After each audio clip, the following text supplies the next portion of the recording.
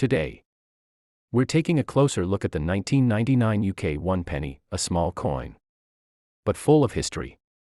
This penny is part of the decimal coinage introduced in 1971. On the front, we have the classic portrait of Queen Elizabeth II, designed by Raphael Maklauf, showing her in a regal profile. On the reverse, the coin features a segment of the iconic royal shield, a design by Matthew Dent, which connects with other coins to form the full shield. Even though it's just worth 1p, collectors love this coin for its design and condition. Coins from 1999 aren't super rare, but if yours is uncirculated or shiny, it can be worth a little more than face value to collectors. So next time you see a 1999 penny, give it a closer look. It's more than just change, it's a tiny piece of British history.